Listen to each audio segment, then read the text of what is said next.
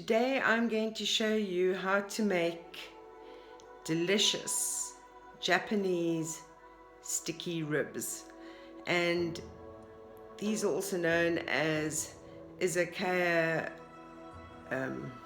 pork ribs.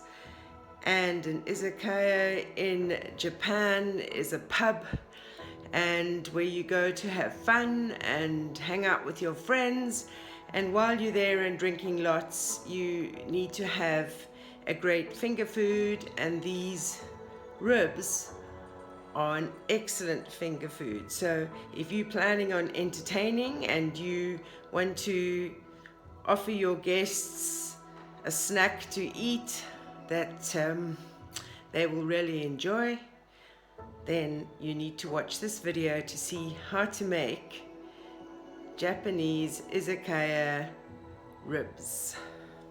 I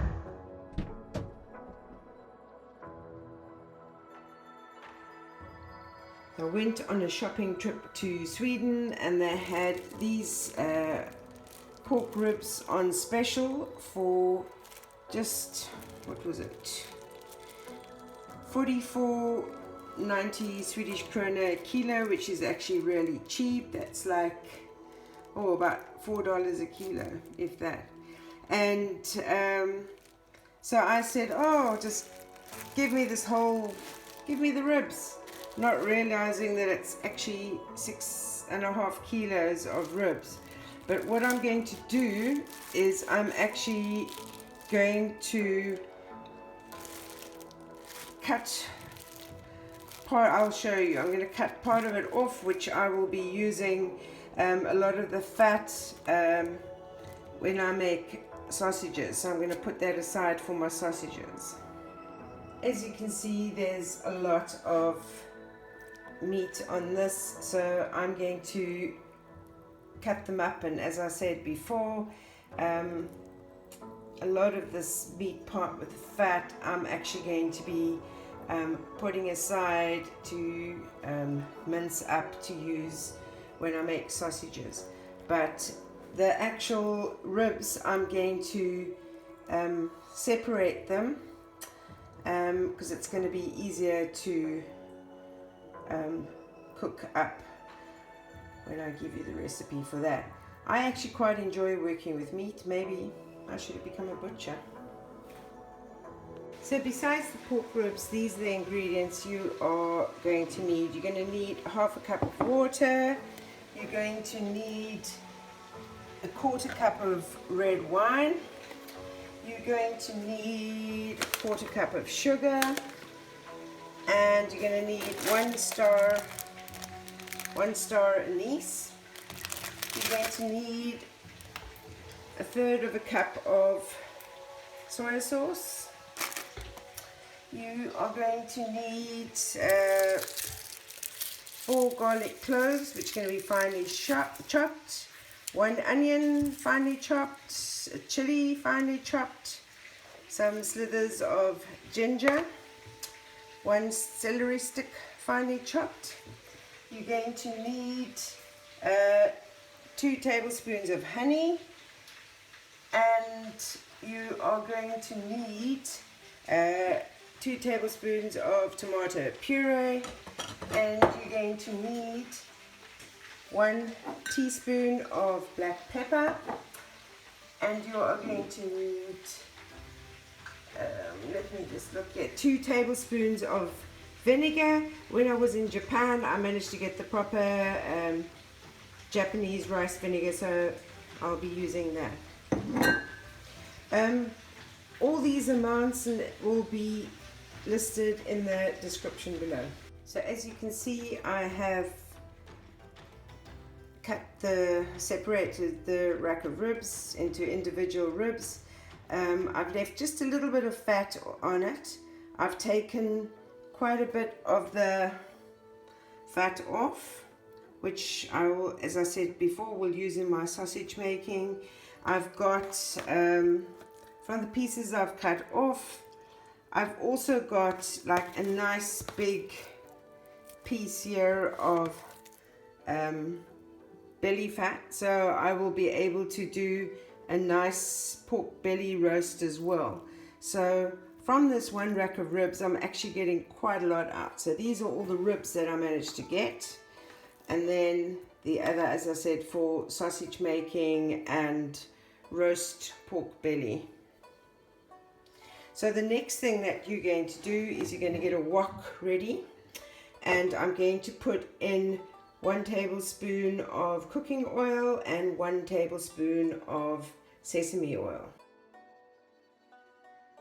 So you're going to put your pork ribs in the wok and you're going to start to brown it in the oil that you've put there.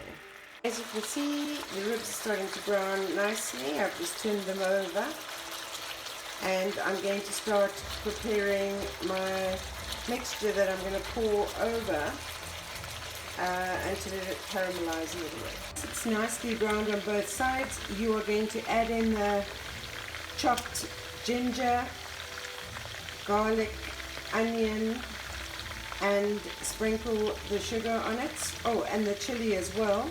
You can see how much fat this pork has given off, even though I have cut off all those extra bits of the belly pork. You can see why it was a good idea not to leave that on, because it would have been way too fatty. So I've added in the chopped ginger, garlic, onion, chili, and I'm now going to sprinkle on the 1/4 cup of sugar, just so that it caramelizes it. And I'm going to let that cook just for a minute or so. So as soon as you see it start to caramelize, you turn down the heat to simmer, and then you add in the rest of the ingredients, and after that you're going to let it simmer for 10 minutes. While the ribs are simmering in this delicious spicy concoction you've created, you want to put your oven onto 180 Celsius, which is about 356 Fahrenheit. And the next step is going to be that you're going to put these ribs and that delicious sauce into an oven-proof pan, and you are going to then put them under the grill, as I said, at 180 degrees Celsius, 356 Fahrenheit, for an hour. But after 30 minutes, you're going to need to turn them over.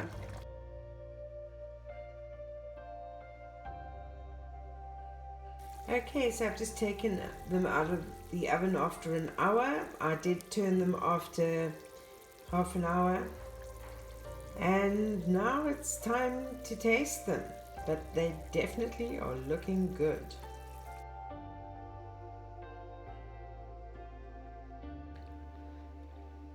And the verdict?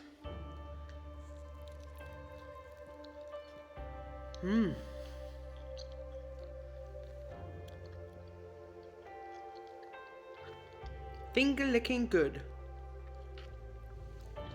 Who needs buffalo wings when you can get these Japanese sticky not wings, goodness gracious, ribs, Japanese sticky pork ribs. Who needs buffalo wings? Definitely, this is what you need to make when you get guests coming around.